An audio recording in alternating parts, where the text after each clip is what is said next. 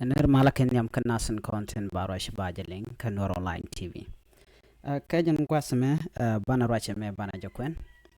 Shalad no shane walbadek shakanak. Kanatin kon 10 years ke ngwani.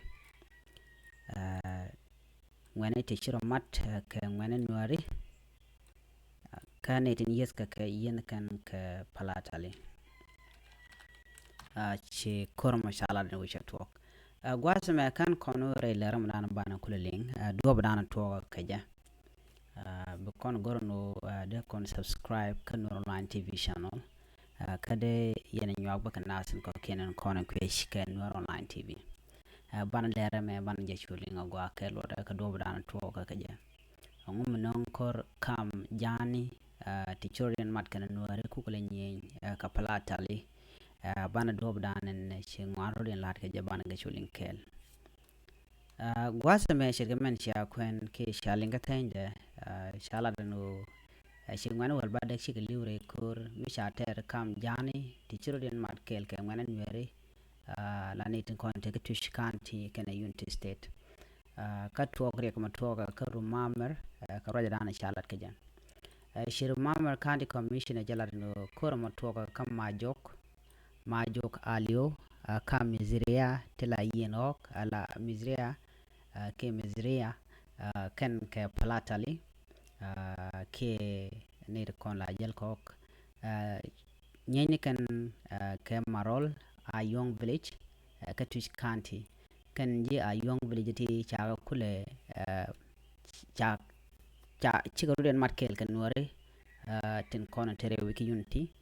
chwala no shukan palatal di shop ka bangwan shukan kanak ka shukan ok shop ka kudang di shukan ka page gwazdan shukor cha tokten gwasa me chala dano shwa ok ti chop ko kudang diok shwa blo jogo palatali men je korsha tuok ko kan palatali kan dial jel kan kamach lo teram kan mishete kamach chu kan ok ken shwa kudok chu kan ka lo jok chu kudang ro chu kudos ka jang kan noren kon choren market cha palatali bangwan shwa kan na gwasa mo ka shu nor kan jang kon choren mat shwa kan na ne bangwan kan to jen mi nyu da gwano chine ri wal bangwan chike liu kam kuran chito kam platali kana jang kan wari re wichin wini chala no kan platali kan kon jang na ko chikan ko na gwas mi mai kan kreitin an gwas mo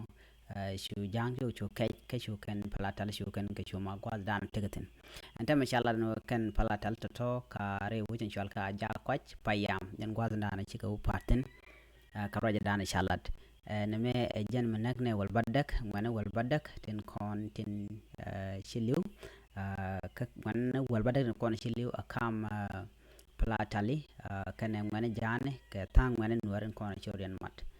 chaok platali chop kudan di chaga nang chikan kudok chikan lojok ka chukudang ro chodot kana kon tela jang kana ngwan nuare tot chorian mat tin chinyin ka platali chala no kan platali kan dem na ka do dana cha lat ke